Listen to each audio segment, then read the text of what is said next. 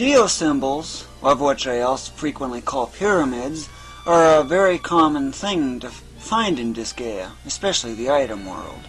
So, what do they do, what are they for, and what effects do they have, and what's with all the flashing colors and stuff? Well, that's what this video is all about, explaining just what all the geosymbols and pyramids and all that stuff are all about. If you want to know exactly what kind of pyramids there are, just simply choose the character option and then just scroll it.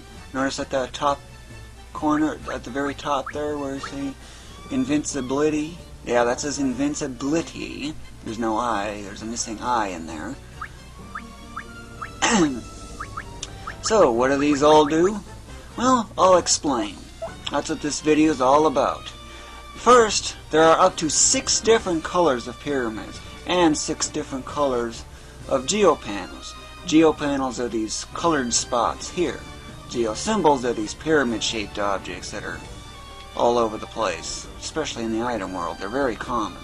But if you want to know exactly what is present in the item world, or anywhere actually, just call up the triangle menu and, well, you can see exactly what there is for the various colors. Looks like there's 3 different colors, right? Okay. So, what do the pyramids do and what effect do they have? Well, that's what I'm going to explain. I know you don't have to deal with these high-level enemies either. You can do it up with level 1 enemies in pyramids too. It really makes no difference. It's just this kind of stuff that I'm used to.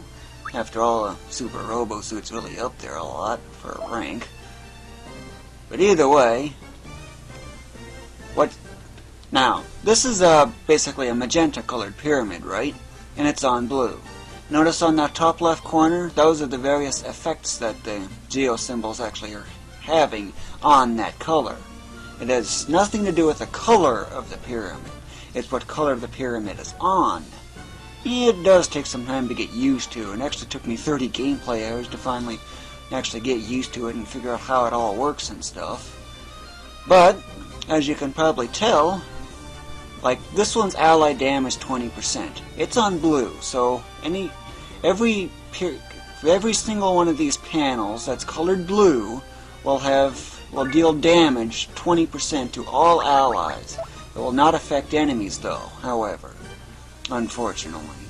There isn't one for enemies, unfortunately. This one, for example, everything on green, well, now this one's on blue, right? The ally damage is on blue. Now, it will have no effect on green or red. Unless, of course, you move the pyramid via lift and throw. But that's not what I'm going to be doing. I just wanted to show you that anyway. But, however, one thing to consider is, well,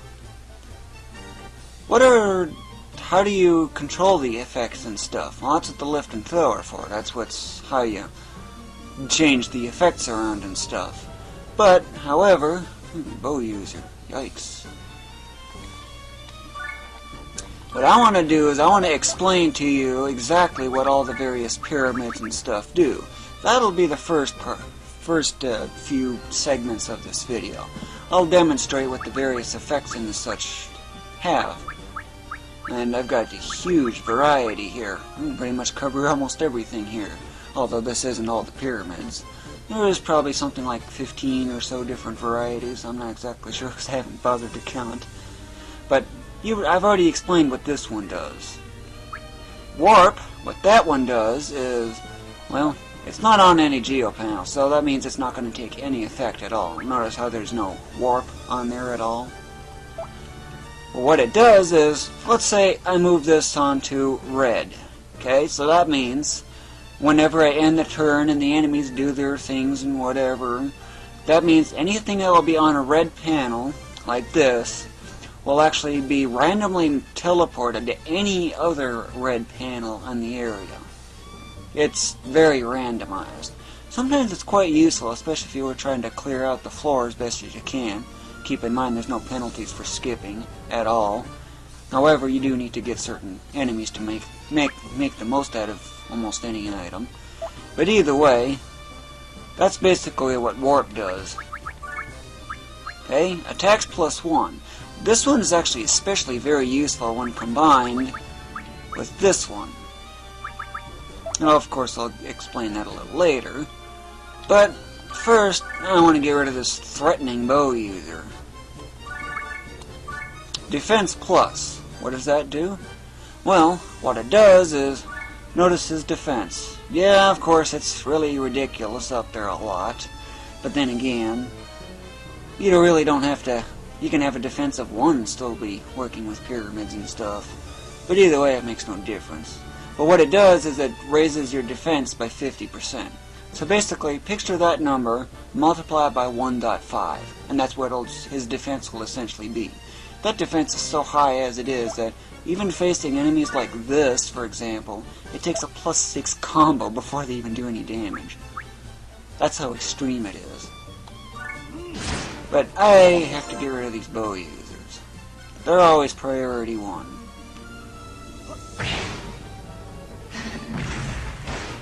Yeah, they have a hard time hitting. It's like they need new eyes or something. But anyway, let's see. I'm going to move this onto here. Okay? Notice how it suddenly took effect, and now there's an attacks +1 effect on there? That's what happens when you move pyramids with lift and throw. Flaming Dragon aside. Okay? And what does it do? Well, I need to move an unwanted effect, and I'll demonstrate that next. Of course, if the enemy can actually hit in the first place. That's what the speed stat is for. Of course, if a shinobi had that, none of these enemies will actually be able to hit at all. There's an infernal staff. Yeah, it's just a regular one, though. Okay, but not that one. Alright, which one of these? Oh yeah, it was this one here. What I want to do is I want to get rid of this. Now, you think this would be dumb standing on ally damage and the such, right? There are very, very few times where you'd actually really even want to do that. Especially when you got like 10 enemies around and Marjoly goes along with her dark conjuration and wipes them all out. So it's pretty much really the only real use you'd have. And then again, even on her, these things have a hard time doing anything. But this, see how in the top left corner there's none and then it just disappears? If you move it onto a panel where it's nothing there, the effect is gone. And now I have attacks +1 and invincibility.